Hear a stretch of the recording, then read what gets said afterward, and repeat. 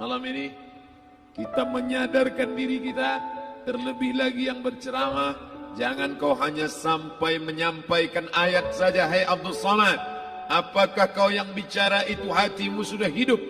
Senantiasa merasakan diri, aku orang paling hina, aku orang paling kotor, ditempelkan kening ke lantai di tempat yang diinjak tapak kaki, mengatakan bahwa aku bukan siapa-siapa. Umur diberikan Allah 40, 60, 70. Berapa yang kupakai untuk menolong agama Allah? Berapa yang kupakai untuk mengingat Allah? Mata, tangan, telinga, kaki akan diminta tanggung jawab di hadapan Allah. Dulu dibangga-banggakan, dihormati, dimuliakan. Yang kami muliakan Al-Mukarram, Al-Ustadz. Tapi pada saat tiba masanya, yang kita bawa tak lain tak bukan innallaha la yanzuru ila ajsamikum. Allah tak menengok badan, fisik, bentuk tubuh, baju. Ini sampulnya saja. Wala ila suwarikum. Allah tak menengok rupa, wajah. Walakin yanzuru ila qulub. Hati kamu yang bersih itulah yang kau bawa menghadap Allah Subhanahu wa taala. Yauma la yanfa'u malun, harta tak berguna. Wala banun, anak tak bisa menolong. Harta tak berguna, anak tak mampu menolong. Illa man atallah, kecuali orang yang datang menghadap Allah biqalbin salim, dengan hati yang bersih, hati yang tulus, hati yang memercikkan cahaya iman, hati yang bersih dari hasad, busuk hati, sum'ah, riya, takabbur. Itulah yang menolong di hadapan Allah Subhanahu wa taala. Apa kata Imam Ali radhiyallahu an? An-nasu niyam. Semua manusia waktu hidup itu tidur. Bapak tidur, ibu tidur, saya tidur. Semua orang waktu hidup itu tidur. Falamma matu, ketika dia mati, disitulah dia baru terjaga dari tidur panjang. Saat Israel mencabut nyawa, ditarikkan adalah satu centapan yang kuat. Disitulah kita baru terjaga dari tidur panjang. Betapa aku meninggalkan salat, betapa aku tak berzakat, betapa dulu kekuasaan. Aku lulus umur 30, pensiun 58, 28 tahun apapun tak pernah kubuat untuk agama. Sibuk membesarkan anak, sibuk mengurus warisan. Anak pun tak ingat dengan kita, karena kita lupa menanamkan pendidikan agama di dalam otak kepalanya. Harta yang banyak tak sempat menolong agama Allah. Anak tunggal semata wayang tak sempat dididik agama. Istri meninggalkan dalam keadaan stres susah hatinya, karena dia tak diajarkan sabar menerima ridha ketetapan takdir Allah. Dan paling celaka, tak pernah anggota tubuh ini dipakai untuk berzikir, muhasabah, mengingat Allah. Tak pernah mata dipakai menengok Quran, kitab suci Allah. Tak pernah dipakai hati merenung sejenak. Apa yang akan kubawa mati menghadap Allah Subhanahu wa ta'ala. Abdul Samad dari dalam tanah naik ke atas tanah, ceramah, masuk balik ke dalam tanah. Yang kau bawa apa? Baju koko tinggal, peci tinggal, pakaian kehormatan tinggal. Yang kau bawa kain tidak berjahit, disobek, kerak. Itu yang akan menyampul kulitmu, yang selama ini kau dimandikan, dibersihkan oleh ibumu dulu 60 tahun yang lalu. Sampai masanya kau lupa kapan kau dimandikan dulu. Sekarang ruh melihat, disebut dia ruh karena dia raha ya ruhu ruh, seperti aroma semerbak yang datang pergi hinggap. Ruh sampai masanya dia datang masuk ke dalam jasad. Ruh sampai masanya dia pergi meninggalkan jasad. Malam ini dimuliakan Al-Mukarram Haji Abdul Samad LCMA. Kenapa Abdul Samad ini dimuliakan? Karena ruh hinggap sejenak sebentar, sampai masanya besok pagi dia ruh keluar dari dalam tubuh ini. Anak yang katanya ayahku sayang, istri katanya kaulah abang, sampai masanya mereka tak lagi mau mendekat. Rumah itu saya yang buat, saya yang mengukurnya. Tapi begitu ruh sudah keluar dari badan, tidak satu pun semeter, sesenti, sejengkal, sehasta ada tempat di rumah itu untuk jenazah bernama jenazah Abdul Somad. Mana kawan, sahabat, andai tolan, anak menantu, teman sekantor, semuanya pergi meninggalkan. Yang tetap dibawa, kalau pernah kaki melangkah salat berjamaah di masjid, kalau pernah tangan mengusap kepala anak yatim, kalau pernah tangan mengucap subhanallah.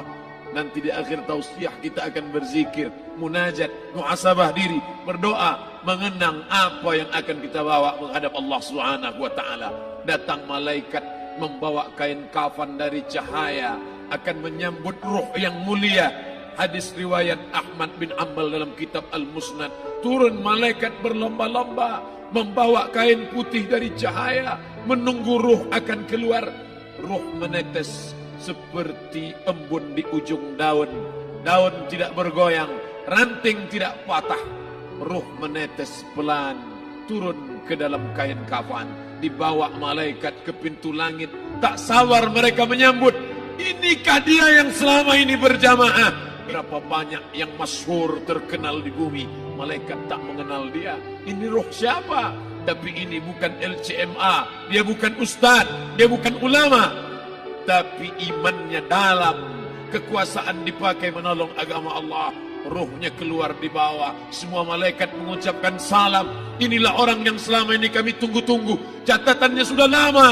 Setiap pagi petang malaikat subuh membawa catatan namanya, malaikat malam membawa catatan namanya. Kami merindukannya. Begitu orang-orang yang masyhur di langit tapi tak dikenal makhluk bumi. Tapi ada sebaliknya, yang rohnya disentapkan, ditarik malaikat dengan begitu tarikan yang sangat kuat. Nabi bertanya saat Isra Mi'raj kepada mereka yang sudah mati ribuan tahun yang lalu, apa yang kalian rasakan? Yang satu mengatakan seperti tebasan pedang di tempat yang sama beratus kali. Yang satu mengatakan seperti kambing yang dikuliti hidup-hidup. Yang satu mengatakan seperti mata kail pancing ditarik dari kulit yang basah. Maka kita berdoa setiap selesai salat, Allahumma hawwin alaina, ringankan kami ya Allah, fi sakaratil maut, di saat sakaratul maut yang amat sangat menyakitkan itu, di saat malam pertama di tempat yang gelap, di tempat yang tak pernah diimpikan oleh orang, tapi kita tetap melewati dan merasakannya. Perlahan-lahan cacing tanah, ular-ulat kalajengking akan menggerogoti kulit yang selama ini dimandikan, selama ini dipakaikan sampo yang mahal, selama ini dioleskan pelembab yang lembut. Tapi ternyata sebelum roh keluar jasad, setelah keluar, dia hanya akan menjadi santapan cacing tanah, hancur berkeping hari demi hari. Yang pertama kali membusuk adalah mata, karena dia berisi cairan. Cairan ini mengering, busuk dan berlubang. Lalu kemudian usus sebulan di dalam tanah, mulai dia menggelembung masuk angin dan dia meletus pecah. Cacing-cacing tanah mulai datang menggerogoti, memakan. Habis, siap tak siap, suka tak suka, kau akan didatangkan. Apa yang akan ditanya oleh Allah? Perbuatanmu, amalmu. Faman ya'mal mithqala dzarratin khairan yarah. Sebesar biji sawi, sebesar ujung rambut, kau aniaya orang, kau makan titik puluh keringatnya. U'tul ajira ajrahu, berikan upah pekerjamu, gaji tukang panenmu, gaji tukang cuci setrikamu. Kau makan, kau tahan 3 bulan. Dia tak menuntut, dia senyum, dia hanya mampu mengadu kepada Allah. Tapi titik peluhnya yang keringatnya, air matanya akan kau balas di hadapan Allah Subhanahu wa taala. Di saat itu tak ada siapa bisa menolong. Hari ini uangmu banyak, kau bayar pengacara handal 1 jam 100 juta, bebas tanpa syarat. Tapi di hadapan Allah semua akan bersaksi. Al-yawma nakhtimu ala, lidah yang selama ini pandai bicara dikunci, ditutup Allah Ta'ala yang akan bicara. Wa tukallimuna aydihim wa tashhadu arjuluhum, kaki akan bersaksi, tangan akan bicara. Bima kanu yaksibun, yang pernah dilakukan di masa yang lalu. Mata melihat seolah-olah nyata perbuatan itu pernah dilakukan dulu. Kita lupa, kita tak ingat. Tapi catatan malaikat terlalu terang benderang. Wa in kullun lamma jami'ul ladaina muhdarun. Catatan dibaca sampai-sampai orang itu tak percaya.